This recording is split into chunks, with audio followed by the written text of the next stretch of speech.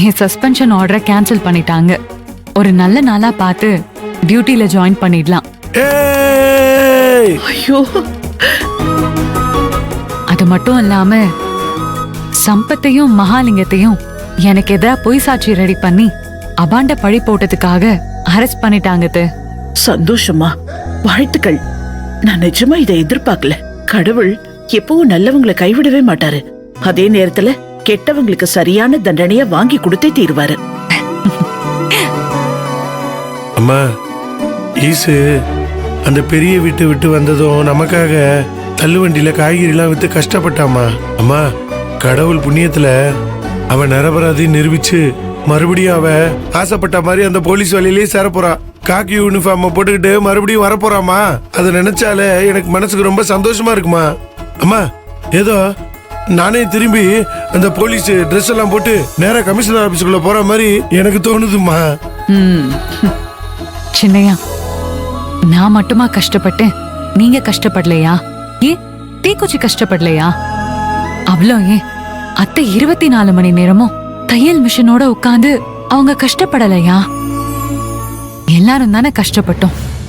எல்லாருமா சேர்ந்துதான் நம்மளோட இந்த சோதனையான காலகட்டத்தை தாண்டி வந்திருக்கோம். இது தனிப்பட்ட என் ஒருத்தியால கிடைச்ச வெற்றி கிடையாது. நீங்க எல்லாரும் எனக்கு உறுதுணையா என்ன ஜெயிக்க வச்சிருக்கீங்க.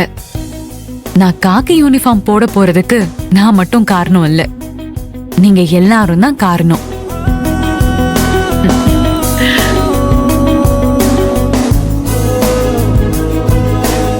அக்கா, வாழ்த்துக்கள்க்கா. தேங்க்யூ. அம்மா, நீ வாங்கி ஆர்த்தி எடுமா.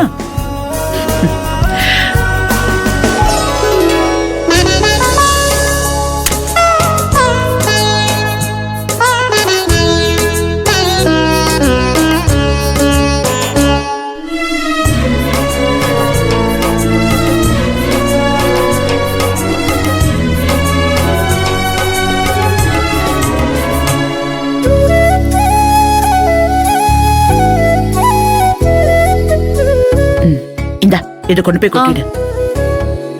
வா, உள்ள வா.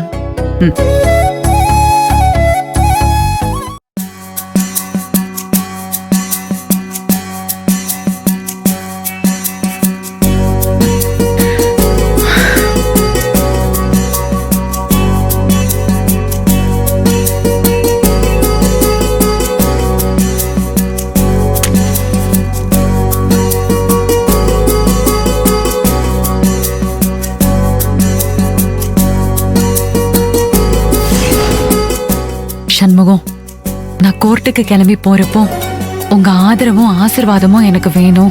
நான் நிரபராதி நிரூபிச்சு ஜெயிச்சு வரணும்னு வேண்டிக்கிட்டேன். என் வேண்டுதல் இப்போ நிறைவேறிடுச்சு.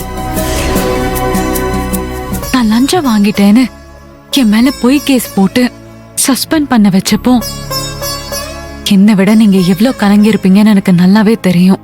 தப்பே பண்ணாத நம்ம பொண்ணு இப்படி ஒரு பழிய சுமந்துட்டு நிக்கிறாளேன்னு நீங்க உள்ளுக்குள்ள துடியா துடிச்சிருப்பீங்க. என்னால உங்க பேருக்கும் கலங்கம் வந்துருச்சேன்னு நான் ரொம்ப கவலைப்பட்டேன். இப்பதான் எனக்கு நிம்மதியா இருக்கு சண்முகம். இதுக்கப்புறம் உங்க பேரையும் புகழையும் காப்பாத்துற மாதிரி நான் நடந்துப்பேன். காக்கி யூனிஃபார்ம் போட்டு என்னால முடிஞ்ச அளவுக்கு நல்ல உங்களுக்கு துணையா இருப்பேன், கெட்ட உங்களுக்கு வினையா இருப்பேன். அதுக்கெல்லாம் எப்பவும் போல உங்க அன்பும் ஆசிர்வாதமும் வேணும்.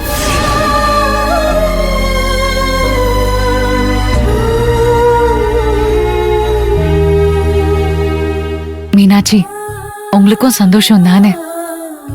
நீங்க 2 பேரும் ஆசைப்பட்ட மாதிரி இனிமே நான் பெருசா சாதிப்பேன்.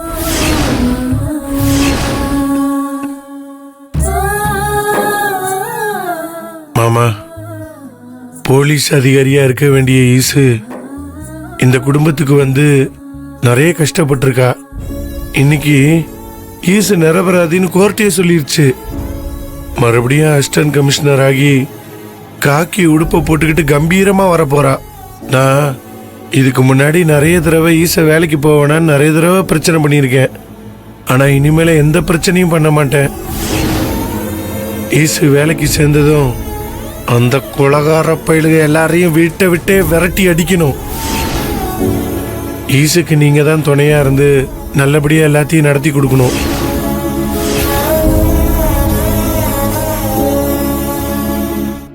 டேய் திக்குச்சி, பாஸ் வாடா.